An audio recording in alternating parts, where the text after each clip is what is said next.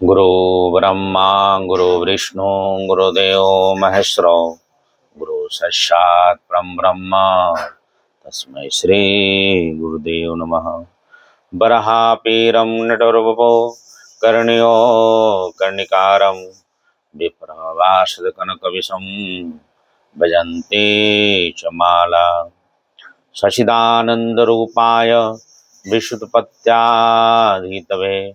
तापत्रविनाशाय श्रीकृष्णाय नमः।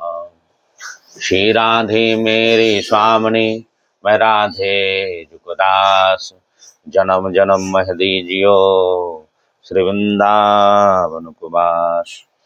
जय जय श्री राधे जय जय श्री राधे। आइए श्रीमद् भागवत कथा के आगे के प्रसंग में कथा श्रवण किया जाए। जब जन्म जन्मांतर के पुण्य उदय होता है, भगवान की बहुत बड़ी कृपा होती है, तब श्रीमद् भागवत कथा पाठ करने का, सुनने का, श्रवण करने का अवसर प्राप्त होता है। श्रीमद् भागवत कथा जिसके घर में भी होता है, अगर वो नित्य एक श्लोक, आधे श्लोक, एक अध्याय पाठ करे, उसे मोक्ष की प्राप्ति होती है, भगवान के धाम में प्रवेश कर जाता है। इसी कथा के क्रम में चंद्रवंश में कुरु के वंश राजा दुष्यंत हुए। एक दिन शिकार खेलते खेलते मंत्रीगण सेना के साथ जंगल में कौन नाम के ऋषि थे, उनके आश्रम में प्रवेश कर गए। वहां एक सुंदर सी सुलोचना माता लक्ष्मी जी के समान अंग काते जगमगा रहे थे, सुंदर कन्या थी। राजा ने पूछा, हे सुंदरी, मैं स्पष्ट समझ रहा हूं तुम किसी क्षत्रिय की कन्या हो, क्योंकि पूर्ववंशियों का चित्त कभी अधर्म की ओर नहीं झुकता। तब शकुंतला ने कहा कि आपका कहना सत्य है। मैं विश्वामित्र की पुत्री मेनका के गर्भ से उत्पन्न हुई थी। मेनका माता ने हमको वन में छोड़कर और यहाँ से चली गई थी। तब कौ ऋषि ने हमको इस आश्रम में पाला है। दुष्यंत ने कहा, हे सुंदरी, तुम कुशी वंशी के उत्पन्न हुई हो, इसलिए प्रकार अतिथि सत्कार तुम्हारे योग्य है। उन्होंने प्रस्ताव रखा कि हम लोग आपस में गंधर्व रीति से विवाह कर लें। जो लड़का लड़की अपने रुचि के अनुसार अपने ही विचार से विवाह करते हैं, वो गंधर्व रीति से विवाह होता है। दोनों का समागम हुआ। एक पुत्र गर्भाधान हो गई शकुंतला, और राजा जो है एक अंगूठी देकर उनको जो है राजमहल में आ गए। तो एक गर्भाधान के समय एक सुंदर सा बालक का जन्म दिया। उनका नाम भरत पड़ा। वो सिंह शेर से खेलते थे बचपन में। और एक जब कुछ बरस बीत गया तो शकुंतला ने राज दरबार में आई और कहा, हे महाराज, मैं आपके पुत्र को उत्पन्न करने वाली माता, ये आपके पुत्र है। सब राजा ने किसी कारणवश वो भूल गए थे कि मेरा कोई पत्नी था, मैं किसी विवाह किया था।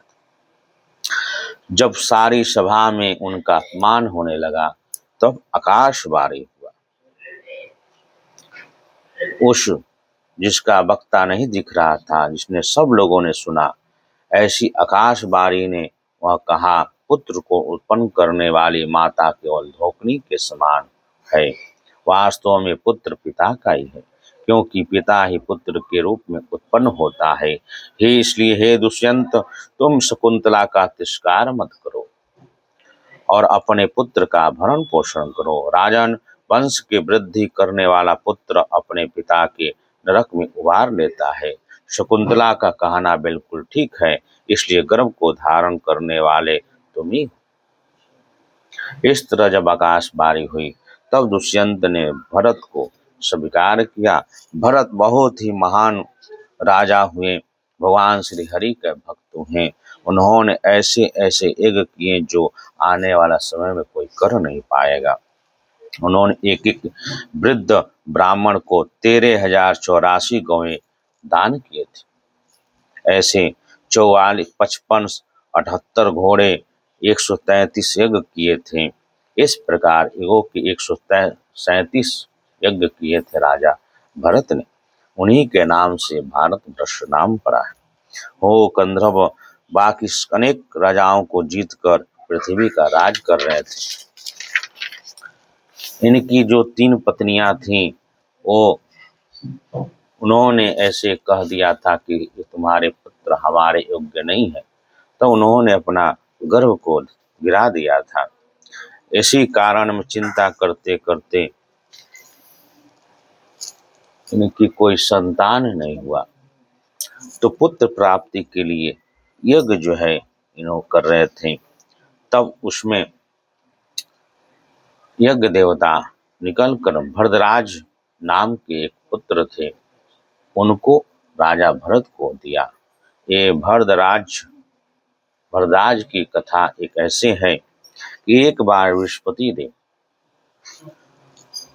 अपने भाई की पत्नी के साथ उद्धट उत्तत्य की पत्नी उनके भाई के पत्नी के साथ संभोग करना चाहा, तो उन्होंने मना किया। उनके जो अंदर गर्भवती थी, उन्होंने मना किया, फिर भी उसका बात न मानकर उसे श्राप दे दिया, तू अंधा हो जा।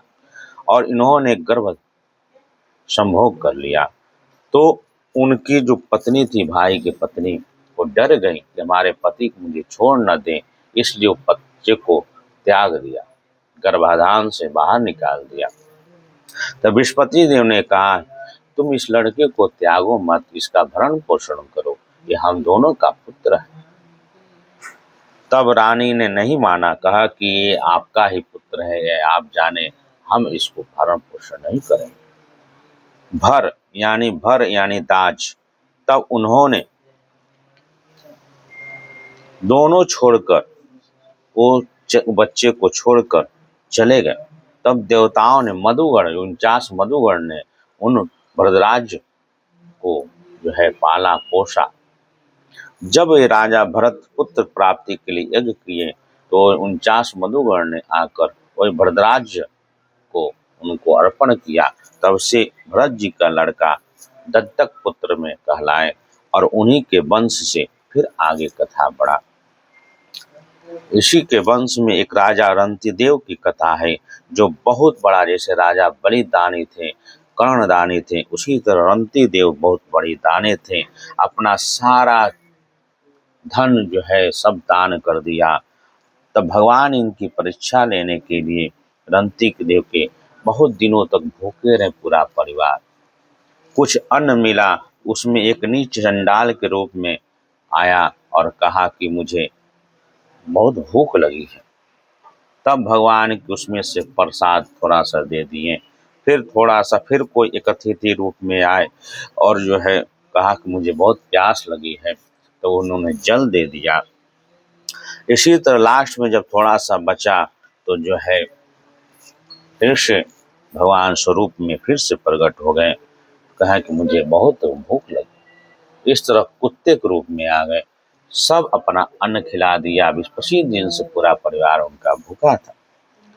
जब ऐसे और कहा कि मैं सबका दुख में हर लूं और मेरा सुख सब कोई ले ले, इस तरह उनका विचार रहता था।